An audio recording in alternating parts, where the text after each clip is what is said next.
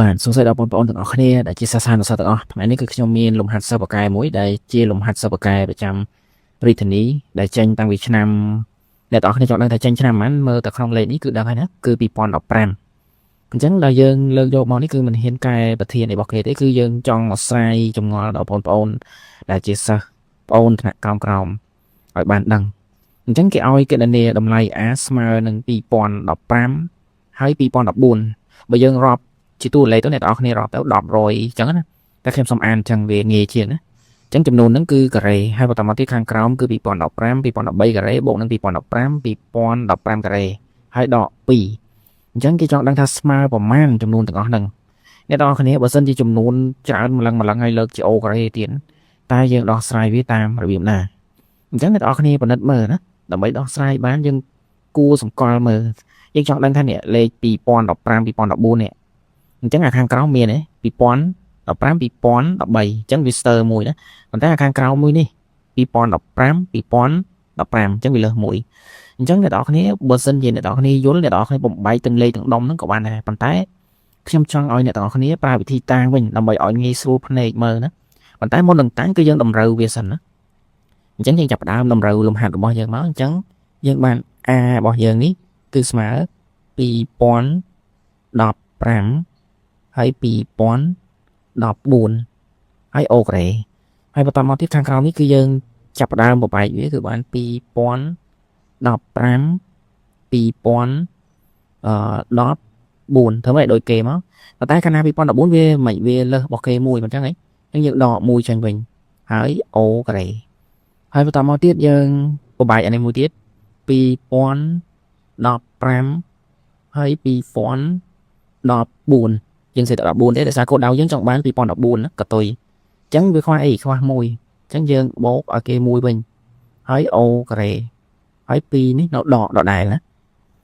អញ្ចឹងយើងបានប៉ុណ្ណេះណាអញ្ចឹងដើម្បីដោះស្រាយដែលមានភាពងាយស្រួលបានអ្នកនរគ្នាត្រូវតែតាំងអញ្ចឹងបើអ្នកនរគ្នាមិនតាំងទេដោះស្រាយទាំងនឹងក៏បានដែរមិនបែរជារូបមន្ត A បូក B អូការ៉េឬក៏ A ដក B អូការ៉េទៅក៏ប៉ុន្តែជាយោបល់ខ្ញុំសូមអ្នកទាំងអស់គ្នាតាំងទៅណាអញ្ចឹងខ្ញុំសូមតាំងដើម្បីឲ្យមានភាពងាយស្រួលតាំង A តូចចឹងទៅស្មើ2015 2014អញ្ចឹងតាំងឲ្យគេបានចឹងទៅណាយើងយកតម្លៃហ្នឹងចំនួនចូលអញ្ចឹងយើងបានអី A ធំរបស់យើងគឺស្មើ A តូចក្រេមិនអញ្ចឹងអីអាហ្នឹងគឺវាស្មើប៉ុណ្ណឹងហើយបន្តមកទៀតអាខាងនេះវាទៅជា A ដក1អូការ៉េហើយបូកជាមួយ A បូក1ហើយអូការ៉េហើយដក1 2ដែរអញ្ចឹងគឺប៉ុណ្ណឹងអញ្ចឹងខ្ញុំមានរូបមន្តមួយណាបើសិនជាយើងមានរូបមន្តA ដក B អូការ៉េអញ្ចឹងយើងបានអី A ការ៉េដក2ដង AB បូក B ការ៉េអញ្ចឹងមួយទៀតគឺ A បូក B អូការ៉េគឺស្មើ A ការ៉េបូក2ដង AB តែនេះ2ដងណាអធិស្ឋានផងអញ្ចឹងកតុយនឹងដូចតែគ្នាទេបូក B ការ៉េណាអញ្ចឹងដាក់2មកហើយ B ការ៉េអញ្ចឹងអាតួនេះដូចគ្នាប្របែកចឹងដូចគ្នាណាអញ្ចឹងមកដល់ត្រង់ចំណុចនេះដោយសារយើងមានរូបមន្តនេះយោងអ្នកទាំងអស់គ្នាអាចដោះស្រាយតាមរូបមន្តនេះបានណាអញ្ចឹងយើងមាន A ធំរបស់យើង A ធំស្មើ A ការ៉េអញ្ចឹងបន្តមកទៀតនេះបែកទៅតាមរូបមន្តហ្នឹងគឺ A ដក B អូការ៉េយើងបាន A ការ៉េដក2ដង A បូក1អញ្ចឹងបន្តមកទៀតបូកអញ្ចឹងគឺយើងបាន A ការ៉េបូកឲ្យ2ដង A ហើយបូកឲ្យ1អញ្ចឹងដកឲ្យ2អញ្ចឹងនេះគឺជាប្រភេទណា